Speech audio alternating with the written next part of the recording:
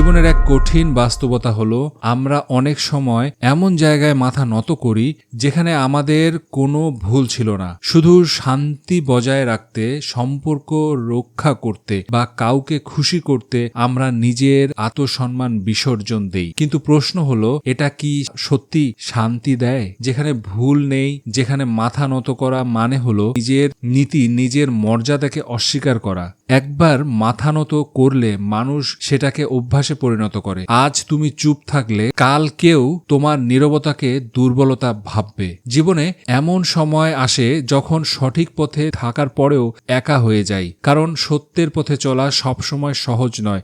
কিন্তু মনে রাখো, তুমি যখন তোমার আত্মসম্মান রক্ষা করো তখন তুমি নিজের ভেতরের মানুষটাকে বাঁচাও। আর যেদিন তুমি নিজের কাছে হেরে যাবে সেদিন পুরো পৃথিবীর সামনে জেতাও কোনো মানে রাখবে না। কখনো কখনো অন্যায়ের সামনে চুপ থাকা মানেই অন্যায়কে শান্তি দেওয়া। তাই যেখানে তুমি জানো তুমি ভুল করনি সেখানে মাথা নত নয়, মাথা উঁচু করে দাঁড়াও। কারণ সত্যের পাশে দাঁড়াও, মানুষ একা হলেও শক্তিশালী হয়।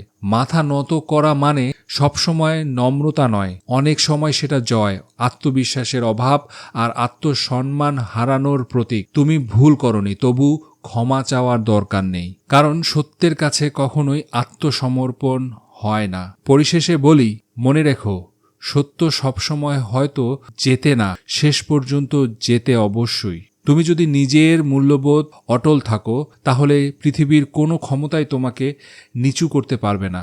তাই যেখানে ভুল নেই সেখানে কখনোই মাথা নত করো না, কারণ মাথা নত করলে হারবে তুমি, আর মাথা উঁচু রাখলে বদলে যাবে দুনিয়া।